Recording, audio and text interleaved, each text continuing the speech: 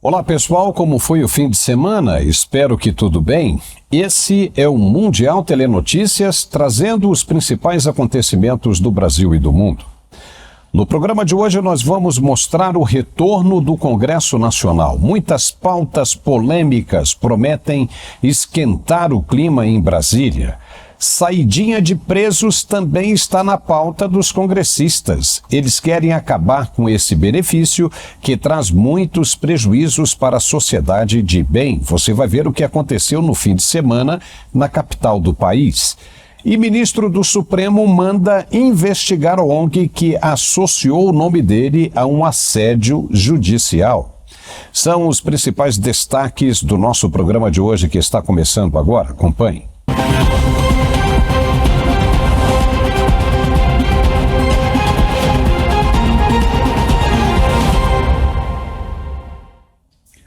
O Congresso Nacional retomou os trabalhos oficialmente na tarde desta segunda-feira, 5 de fevereiro. Na verdade, deveria ter retornado na semana passada, como manda a Constituição. Mas a Constituição está parecendo times que disputam o terceiro lugar em um campeonato de futebol. Não tem importância nenhuma.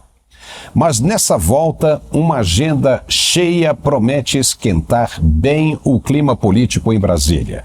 Dentre as pautas estão os temas polêmicos que envolvem o Supremo Tribunal Federal. Os parlamentares estão com sangue nos olhos e pressionam o presidente do Congresso, Rodrigo Pacheco, para que dê prioridade às que afetam diretamente os ministros da mais alta corte do país. As principais são as que tratam da delimitação de prazo para o mandato dos ministros, ou seja, redução do tempo e o fim das decisões monocráticas, aquelas que apenas um ministro decide sem ter de passar pelo crivo do colegiado. E na semana passada entrou mais uma pauta nessa agenda cheia, a de que passa a ser exigência a autorização do Congresso Nacional, ou seja, passa a ser exigida nessa autorização do Congresso Nacional para as operações de busca e apreensão contra parlamentares em exercício do mandato. Essa especificamente deve ser votada bem rapidinho. Não deve enfrentar dificuldade nenhuma, pois conta com a anuência da maioria do parlamento. Afinal, tem muita gente com o rabo preso que não gostaria de ver a Polícia Federal vasculhando as gavetas dos seus gabinetes. E Rodrigo Pacheco se manifestou sobre a agenda contra o STF. Ele disse, aspas, esse é o momento de iniciarmos a discussão no Senado e buscarmos a elevação da idade mínima para o ingresso no STF, além da fixação de mandatos na Suprema Corte. Isso já é aplicado em outros países do mundo e defendido em diversos segmentos, inclusive por ministros e ex-ministros do STF, fecha aspas. Legal, muito bom mesmo. Resta saber agora se as novas regras, se aprovadas, vão valer para os atuais ministros ou apenas para as novas indicações. O que tem incomodado a sociedade brasileira são as polêmicas causadas pela atual composição da Corte. Como não se trata de uma lei criada do zero, e sim de uma PEC, proposta de emenda constitucional, passa a valer no momento de sua aprovação e publicação também para os atuais membros da Corte. Imaginem o tamanho dessa briga. Vai ser muito boa. E acreditamos que está acontecendo apenas por excesso de confiança de uma das partes, que esticou e ainda está esticando a corda ao limite. Para você ver como as coisas mudam da noite para o dia, estava tudo muito bem. Mas aconteceu o que estamos vendo e que muitos, como o próprio presidente do Senado, Rodrigo Pacheco, e da Câmara, Arthur Lira, insistem em dizer que não há nada de errado, que há uma perfeita harmonia entre os poderes. Só se eles estiverem vivendo naquele universo paralelo que já mencionamos aqui, pois no que vivemos nós hoje, a ruptura já aconteceu há muito tempo. e está chegando a níveis de prejuízos irreparáveis que deverão ser consolidados ainda nesse primeiro semestre de 2024. Tem também a questão da desoneração da folha de pagamento para 17 setores da economia, mas essa já é uma página virada.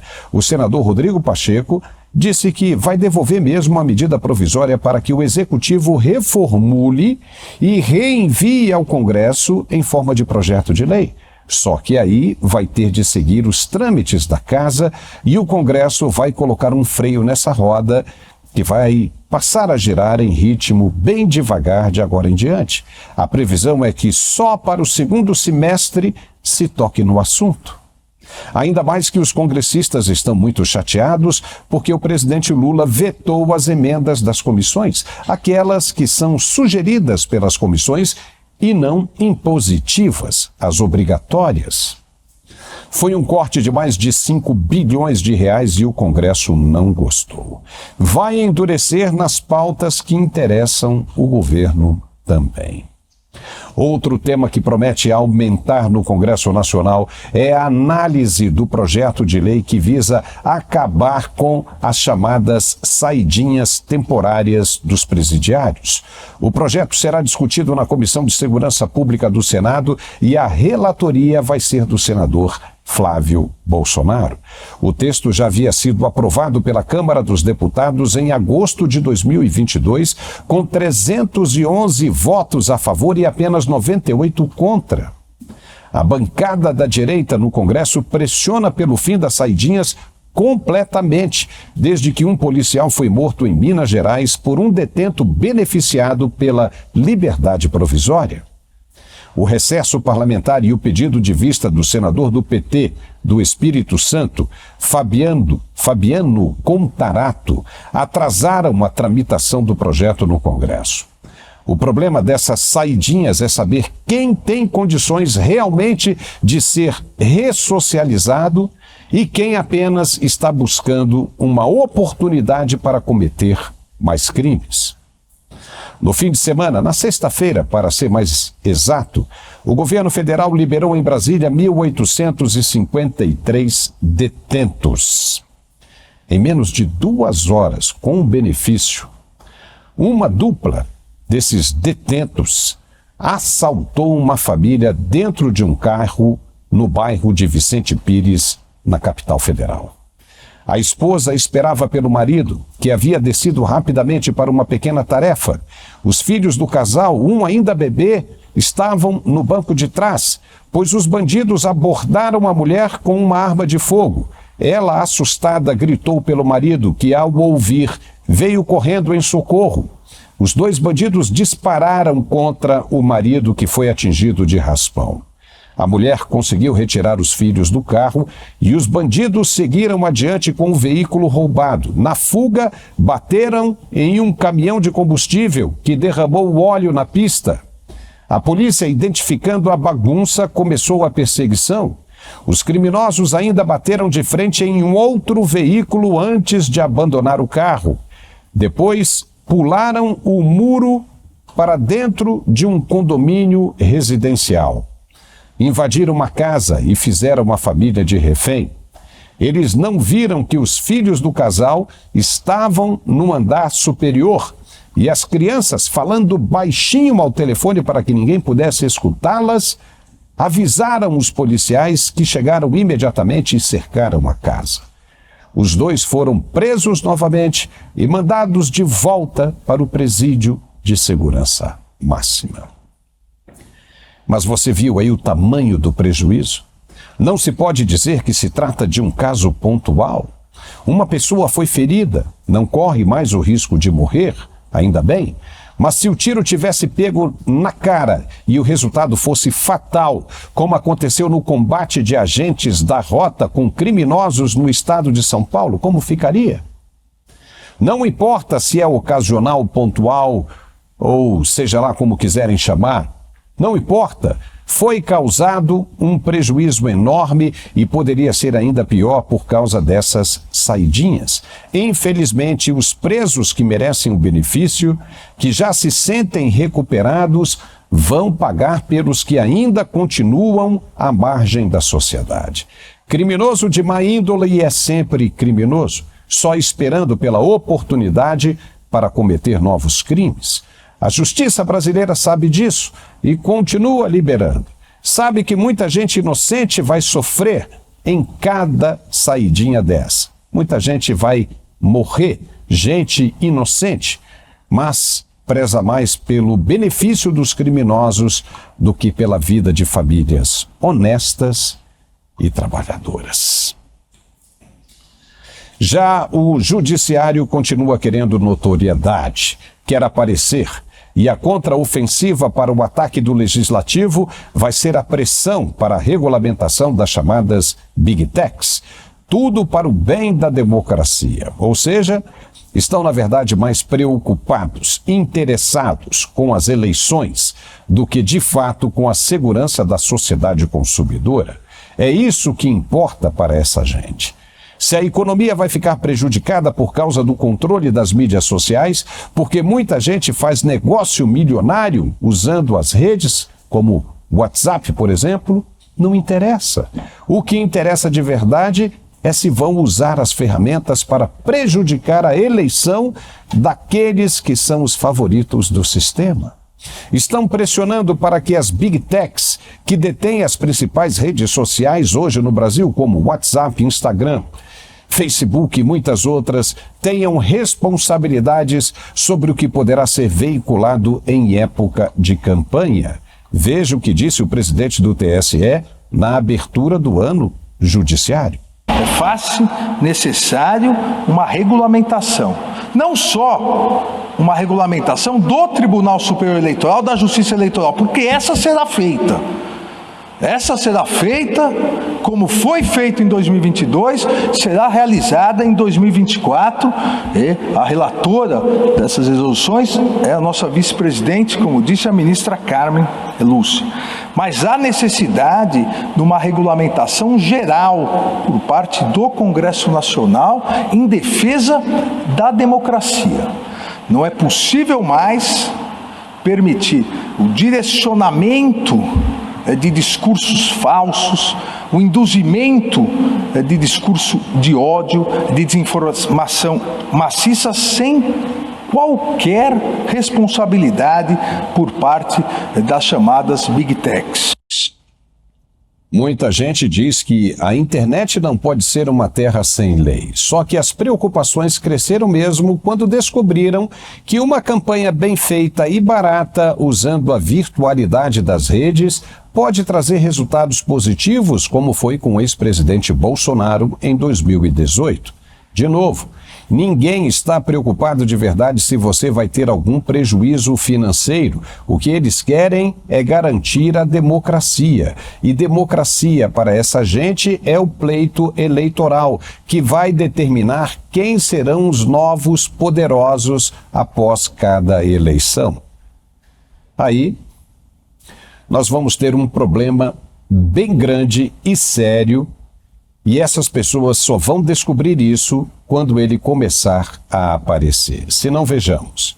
As empresas, ou seja, as Big Techs, já disseram que é impossível e muito caro manter um controle de vigilância nas redes, assim como não vão pagar pelos conteúdos divulgados, como já foi sugerido, inclusive, pelo STF. Então, nesse cabo de guerra, quem vai ganhar? Se as autoridades brasileiras insistirem em responsabilizar as empresas, o que você acha que vai acontecer? Elas vão embora, vão bater em retirada, pois são empresas particulares, privadas, que apenas prestam serviço social. E já está todo mundo acostumado com elas no Brasil, exatamente do jeito que elas são. Pois todas elas vão fazer o que fizeram o Rumble, concorrente do YouTube, e a mais recente, Locals. Elas foram embora do país. E isso acontecendo, mais uma vez, você sabe quem vai entrar no lugar delas? Não vai ficar surpreso se empresas como WeChat, Youku, Taoqiao e Douyin substituírem no Brasil as que você já conhece, pois essas empresas que mencionamos são as principais redes sociais da China. Você teria coragem de usá-las no Brasil? São todas elas monitoradas pelo governo de Xi Jinping. E é o mais provável que vai acontecer no Brasil também se as outras, que você usa todo dia, deixarem o país por exigência das autoridades brasileiras. Só lembrando que a Constituição proíbe qualquer tipo de censura, seja ela qual for. O que poderia ser feito, apenas como sugestão, é um controle no período eleitoral apenas, durante os 2 meses que antecedem as eleições. Ninguém falaria nada de política e nem os candidatos usariam as ferramentas para passar suas mensagens. Mas mesmo isso daria certo? Não seria aí uma confirmação de um desrespeito à Constituição também? E pedir às Big Techs que façam a autocensura não seria a mesma coisa? Veja que o Brasil, em nome da democracia, está caminhando para o mesmo destino onde as mais duras nações do mundo se encontram hoje. Discutir inteligência artificial é legal, é uma coisa. Controlar em nível de censura os conteúdos e meios é outra bem diferente. Não vai dar certo nunca. E ainda vão abrir as portas para os chineses entrarem. E para ficar pior em termos dessa salada de interpretações do mundo perfeito em termos de convivência social, começam a surgir os baderneiros em nome da inclusão. É comum se encontrar pelas ruas da capital federal hoje, assim como em vários outros lugares do país, inúmeras características que não haviam algum tempo atrás. Um exemplo são as reclamações em todos os fins de semana, feitas por inúmeros moradores dos edifícios em quase todas as zonas residenciais de Brasília. É comum agora se deparar com um monte de jovens de cabelos pintados de verde, azul, rosa, roxo e vermelho, andando com piercings nos narizes e maltrapilhos, fazendo muito barulho. Até aí nada demais, cada um vive a vida que quiser. Geralmente são jovens universitários que hoje se sentem mais à vontade para fazer o que sempre quiseram fazer e não podiam. Legal, a liberdade é sempre boa, desde que não interfira na dos outros.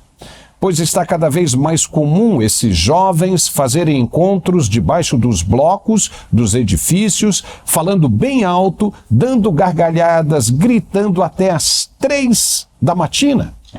Até às 3 horas da manhã, como se estivessem em um campo aberto, numa fazenda.